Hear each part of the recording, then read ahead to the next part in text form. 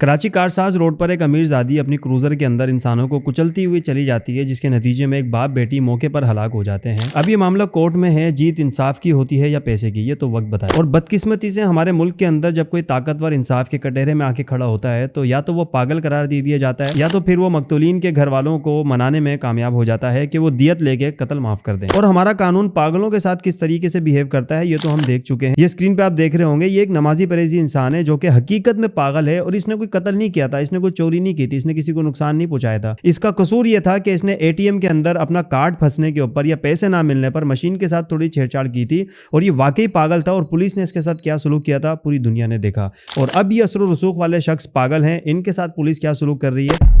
और वैसे भी हमें अच्छी उम्मीद रखनी चाहिए कि इंसाफ होगा। वीडियो बनाने का मकसद ये है कि नताशा वाले केस के अंदर पूरा मुल्क सरापा एहतजाज है, जो कि बहुत अच्छी बात है। उसने सिर्फ 2 इंसानों को कत्ल किया, लेकिन इसी शहर कराची के अंदर एक ऐसा तबका भी है जो कि सैकड़ों लोगों की जानों से खेलता है। मैं बात कर रहा हूँ ये W22 शमा, ये जो कराची की आइकॉनिक बसेज हैं, इनके ड्राइवर्स भी एक दूसरे से आगे बढ़ने के चक्कर में कराची की सड़कों पर दंदनाते फिरते हैं, रेसें लगवाते हैं, जिसके नतीजे में अक्सर एक्सीडेंट भी होते हैं और सैकड़ों लोगों की जान इनके रहमो करम पर होती है। जहां पर नताशा के खिलाफ पूरी कौम सरापा एहतजाज है, वहीं पर मुझे और आपको जहां कहीं भी ये रेस लगाते हुए नजर आए, वहां पर मुझे और आपको चाहिए कि हम 4-5 लोगों को इकट्ठा करें और इनके खिलाफ एक्शन लें, ताकि ये सैकड़ों लोगों की जानों के साथ ना खेल सके।